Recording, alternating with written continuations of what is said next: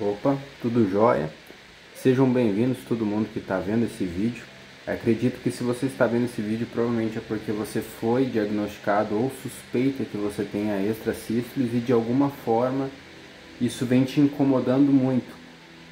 E eu realmente nessa procura de tentar melhorar, achei muitos conteúdos, mas principalmente em inglês, que falam sobre as extracístoles, sobre uma série de questões envolvendo elas, mas percebi uma falta de conteúdo, principalmente da perspectiva do paciente quanto a essa condição.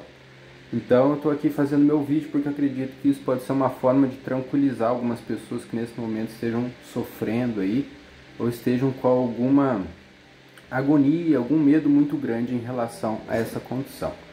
O que seria a extrasístole? A extrasístole é um tipo de arritmia, tá? Geralmente benigno. Se consiste em um batimento extra do coração antes do que deveria. Por exemplo, seu coração tem uma cadência para bater. Por exemplo, 1, 2, 3. 1, 2, 3. A extrasístole é um batimento que acontece antes do que deveria. Então, por exemplo, seria 1, 2, 3. 1, 2, 3, 4, 5, daí bate. Então, logo depois dessa batida precoce, tem o que a gente chama de pausa compensatória. E isso, inclusive, está relacionado a um dos principais sintomas que as pessoas sentem com essa condição, que é a sensação de que o coração parou por um instante, é uma sensação de vazio. Alguns podem sentir como se fosse uma pancada, podem sentir uma sensação no pescoço, uma pulsação no pescoço. Bom, são muitos os sintomas que podem aparecer, tá? Uma sensação de batimento irregular, uma batida muito forte, todos esses são sintomas da extrasístole. E bom, quais são as causas? Na verdade, na maioria dos casos não tem muito bem uma causa definida, tá? Elas podem ocorrer por um desbalanço eletrolítico no seu sangue, isso um exame de sangue vai resolver para você. Pode ser uma doença estrutural do coração de fato, que não é o que acontece na maioria dos casos. Pode ser um caso de anemia ou até mesmo infecção, por exemplo. Essas são algumas das causas que são mais biológicas que está acontecendo. Mas muitas vezes realmente você não tem uma explicação. Algumas pessoas podem ter um aumento desses batimentos por conta de alguma postura do corpo, que acaba estimulando o nervo vago que está ligado com os batimentos cardíacos. Tem gente que pode ter um aumento delas em períodos de estresse e ansiedade, e esse eu vejo que é uma das principais condições que pioram as extrasístoles. Já vou falar melhor disso. Pode ser depois de alguma alimentação específica, então são realmente muitos os casos, tá? Mas isso não significa necessariamente que você tem um problema.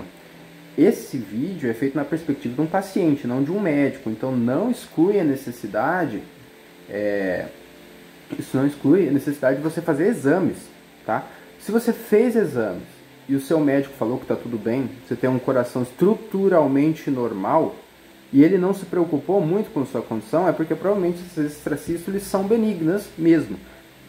Inclusive, esses batimentos estão presentes em uma grande parcela da população saudável, tá? Por mais que os sintomas sejam tão horríveis, né? E muitas vezes pareça uma condição muito grave, que vai levar você, no caso, à morte súbita, que é o que a gente mais tem medo, né? Mas então, vamos falar sobre o perigo. Quando acontece essa extrasístole, o coração acaba batendo de uma forma que é um tanto quanto ineficiente.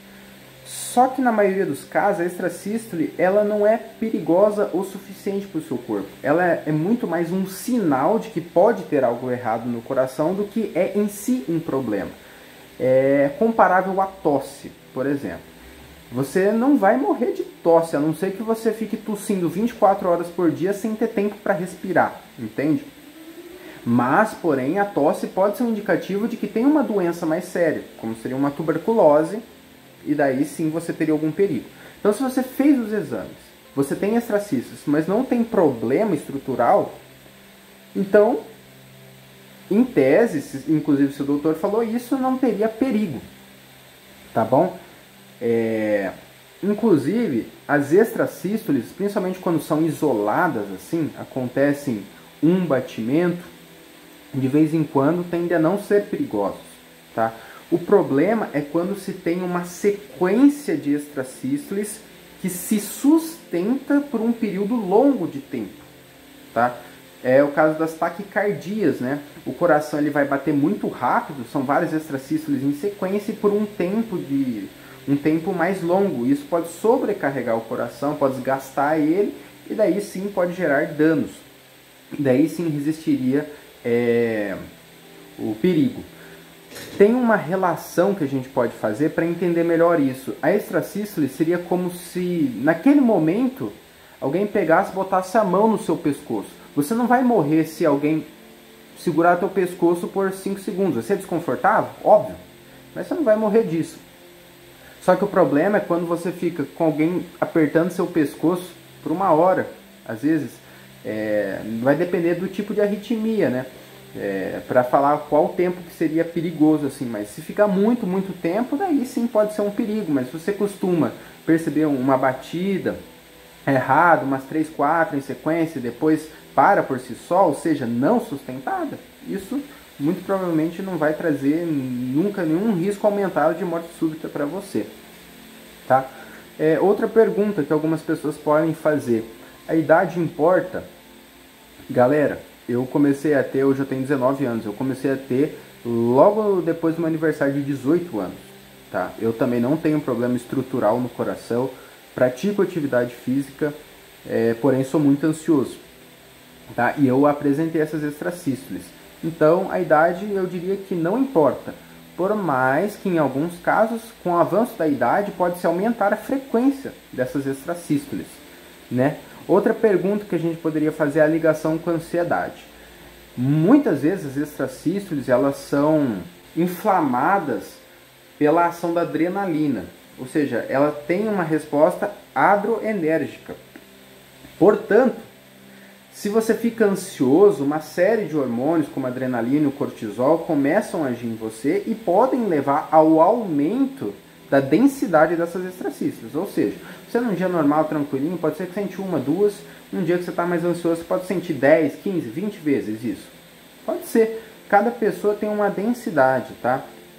E a densidade importa se você vai receber tratamento ou não. Para você ter uma noção, geralmente o que acontece é que o doutor ele vai tratar você, principalmente se você tiver uma densidade de extrasístoles de 10% para cima. Ou seja, o que isso quer dizer? 10% dos seus batimentos no dia inteiro precisam ser extrasístoles, tá? Salvo exceções, mas normalmente a maioria dos pacientes eles vão olhar isso, tá? E outra questão que eu vi, né? Porque, bem, a gente que tem extrasístole, é normal que a gente costume ter medo de fazer qualquer coisa que utilize o coração. O nosso doutor pode falar assim, você pode treinar para fazer isso, pode fazer aquilo, mas a gente fica com medo, não é mesmo? E eu me perguntava se eu poderia treinar, fazer atividade física intensa, né? Puxar peso, tudo, porque eu sempre gostei bastante de academia, é algo que me faz muito bem. E eu ficava em dúvida se, será que eu posso fazer, né? A resposta é: se você fez exame cardíaco, seu doutor te liberou, faça sem medo.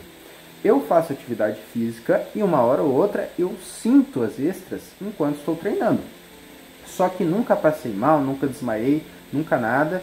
E eu continuo fazendo minhas atividades normalmente. Então, fique tranquilo. Se você fez exames, está tudo bem você apresentar essas extrasístoles durante o exercício físico, até porque durante a atividade física você tem justamente essa resposta adrenérgica, você libera adrenalina enquanto você está fazendo atividade física. Então, da mesma forma que a ansiedade pode inflamar e deixar mais suscetível a acontecer extrasístoles, você também pode sentir elas enquanto está fazendo atividade física. Isso não significa que você está em risco. Tem vários exemplos de pessoas que treinam, inclusive eu consegui muitos conteúdos norte-americanos de pessoas que têm essas extrasístoles, mas treinam, tá? Fazem atividade física, sobem escada, correm, tudo. Então, fique tranquilo. Quer correr, fazer corrida? Corra. Quer fazer uma academia, levantar peso? Faça. Você não vai ter uma maior chance de mortalidade por conta disso. Inclusive, uma grandíssima, e eu falo grande mesmo, grande parte da população saudável possui extrasístoles, tá? Então fique tranquilo. Ansiedade, né? Eu não consigo falar de ostracismo sem falar de ansiedade. Muitas vezes faz você estar mais suscetível a sentir elas. Então muitas pessoas têm, mas não sentem. E algumas têm e sentem. Tem gente que tem muita extracístole e não sente nada. Você às vezes tem 5, 6 por dia. Nossa, isso é incrivelmente nada, tá? Você tem 100 extracístoles, muito pouco, muito pouco. Você tem isso ao longo do dia e sente todas, vamos supor, né? Então o meu vídeo é esse, minha mensagem é essa. Fiquem tranquilos se você tem essa condição. Façam perguntas nos comentários e eu posso responder com o que eu sei, né? Eu tenho bastante pesquisa, consumi bastante vídeo, visitei bastante fóruns, estudos científicos, e por mais que eu não seja médico, eu acredito que eu posso ter algum conhecimento que pode ajudar na sua ansiedade. Por mais que eu não substitua aquela necessidade de você fazer sim um exame, fazer um Holter. O Holter é um dos principais exames e o ecocardiograma também é muito legal, tá? Então façam essas perguntas que te incomodam mais e eu terei grande prazer em responder aí. Fiquem com Deus, gente.